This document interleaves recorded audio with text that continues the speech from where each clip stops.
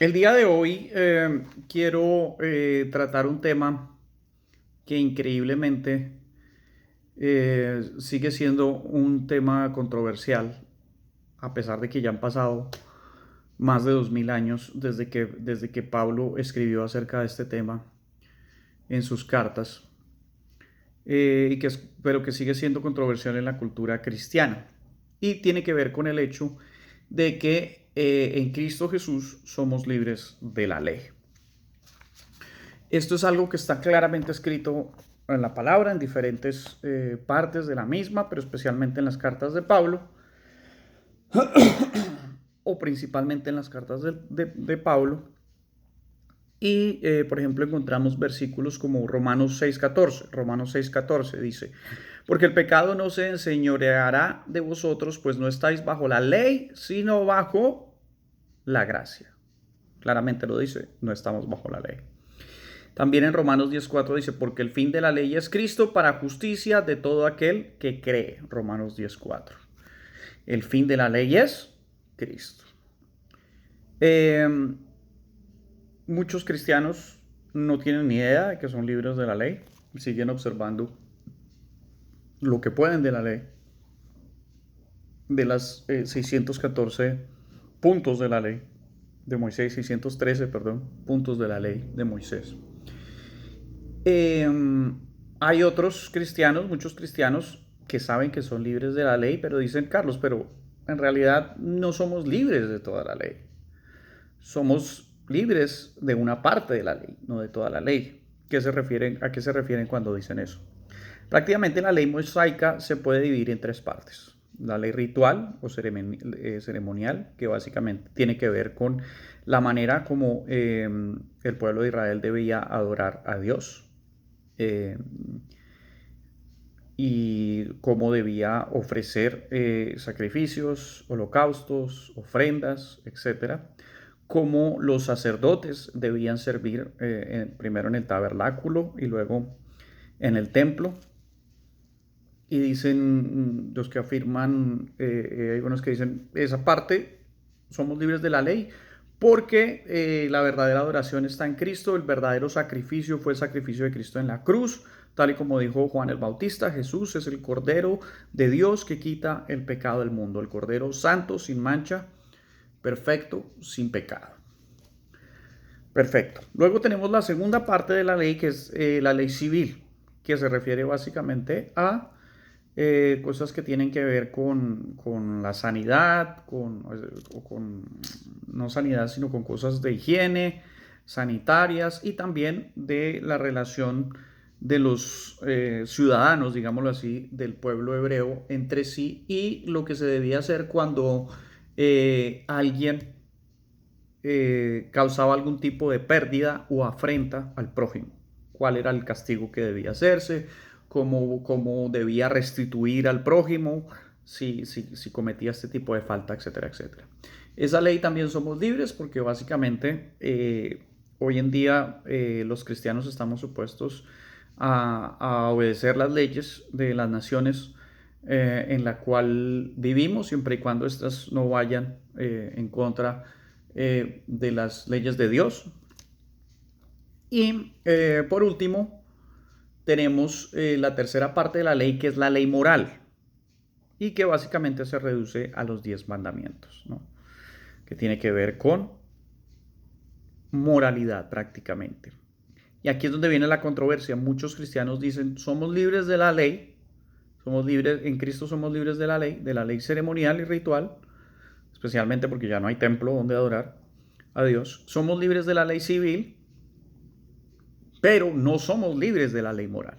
No somos libres de los 10 mandamientos. Tenemos que seguir observando los 10 mandamientos.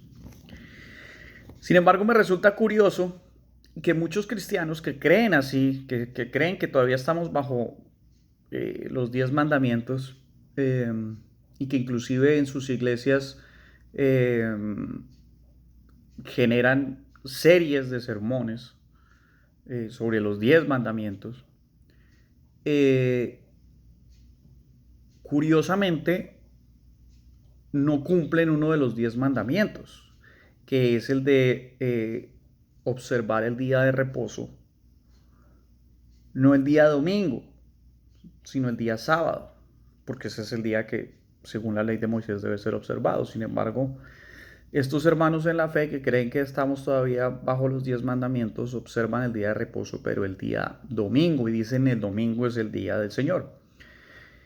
Y esto lo deducen porque el Señor Jesucristo resucitó de entre los muertos un día domingo, lo cual es completamente cierto. Pero en ninguna parte de la palabra dice que por esa razón ahora el día de reposo no se va a observar el día sábado, sino el día domingo.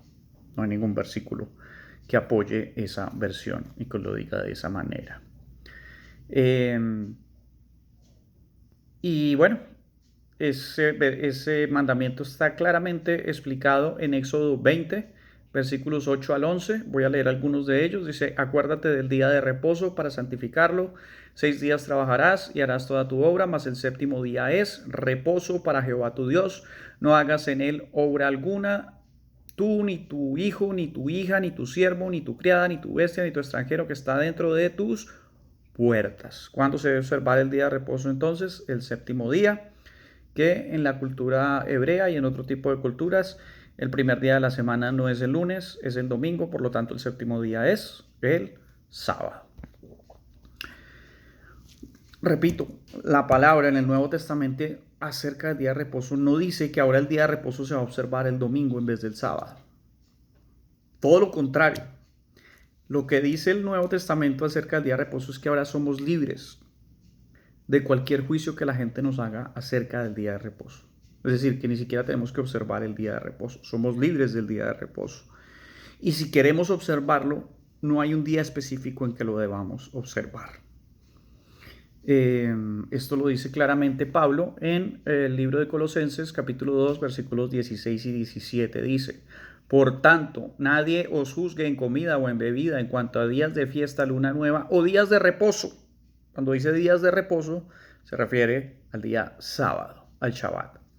Todo lo cual es sombra de lo que ha de venir, pero el cuerpo es de Cristo. Básicamente el día de reposo también era una sombra de lo que había de venir, que es Cristo, porque Cristo es nuestro reposo. En Cristo somos libres de la ley y por lo tanto, así como Cristo descansó de su obra, Dios descansó de su obra el séptimo día cuando hizo la creación, nosotros también ahora descansamos en Cristo de toda obra para cumplir la ley. ¿Por qué? Porque Cristo cumplió por nosotros y gracias a nuestra fe en el Evangelio de Cristo, en el Evangelio de la gracia, nosotros somos justificados ahora no por cumplir las obras que exigía la ley, sino por nuestra fe en Cristo. La justicia de Cristo se nos es imputada o puesta a nuestra cuenta. Ahora, para entender un poquito más acerca de por qué deberíamos ser libres de la ley, de por qué somos libres de la ley moral o de los 10 mandamientos, debemos entender por qué debíamos ser libres de la ley, en primer lugar. Y una explicación de eso está en Romanos 7, versículos de 7 a 12. Dice: ¿qué diremos pues? ¿La ley es pecado? En ninguna manera. Pero yo no conocí el pecado sino por la ley, porque tampoco conociera la codicia si la ley no dijera: no codiciarás. Mas el pecado, tomando ocasión por el mandamiento, produjo en mí toda codicia, porque sin la ley el pecado está muerto. Y yo sin la ley vivía en un tiempo, pero venido el mandamiento, el pecado revivió y yo morí.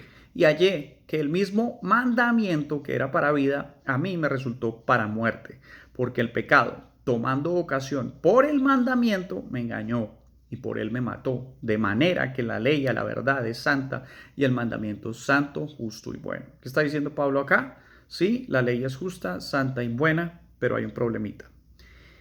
Por causa de nuestro pecado, de nuestra carne, del pecado de nosotros, el pecado toma el mandamiento y lo usa en contra de nosotros. Y al usarlo en contra de nosotros, cuando usa la ley sobre nosotros, ese uso genera en nosotros malos deseos, el mal deseo de violar la ley. Un equivalente en el argot popular podríamos decir que aquello que es prohibido es lo deseado. Entonces, cuando se nos prohíbe algo, como que más queremos violarlo. Más o menos eso es lo que está explicando Pablo en esto. Y cuando viene cuando viene la ley, ese mandamiento, por causa del pecado, provoca en nosotros el deseo de ir en contra de ese mandamiento.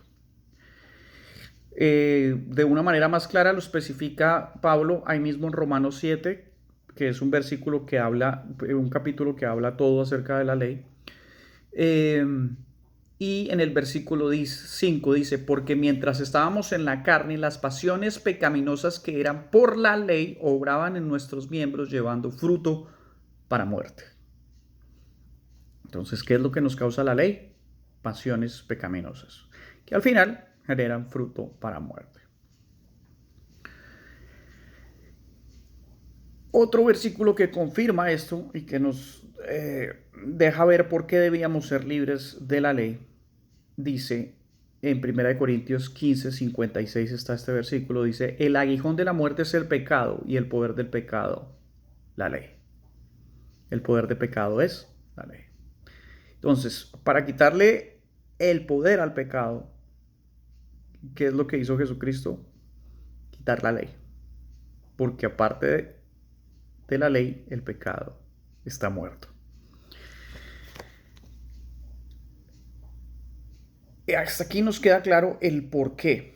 Pero ¿por qué quiero decir esto? Porque en el pasaje que Pablo usa para mostrarnos cómo andar bajo la ley, solo trae fruto para la muerte, a pesar de que la ley es santa, justa y buena.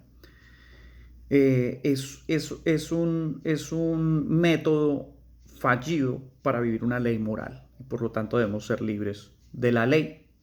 El pasaje que usa Pablo, que es el mismo que acabé de leer, Romanos 7 a versículos 7 y 12, paradójicamente usa un mandamiento como ejemplo para mostrarnos cómo la ley prácticamente es el método fallido para alcanzar una vida moral. ¿Cuál es ese mandamiento? Vamos a ver si alguno de ustedes lo entendieron la primera vez que lo leí. Voy a leer de nuevo Romanos 7, versículo 7. Pero yo no conocí el pecado sino por la ley, porque tampoco conocería la codicia si la ley no dijera no codiciarás. Mas el pecado, tomando ocasión por el mandamiento, produjo en mí toda codicia, porque sin la ley el pecado está muerto. ¿Cuál es el mandamiento que usa Pablo para mostrar que la ley es fallida? El mandamiento es no codiciarán o no codiciarás. Adivinen de dónde sacamos ese mandamiento. De los 10 mandamientos de la ley moral. Está en Éxodo 20, 17. Éxodo 20, 17 dice, no codiciarás la casa de tu prójimo, no codiciarás la mujer de tu prójimo, ni su siervo, ni su criada, ni su buey, ni su asno, ni cosa alguna de tu prójimo.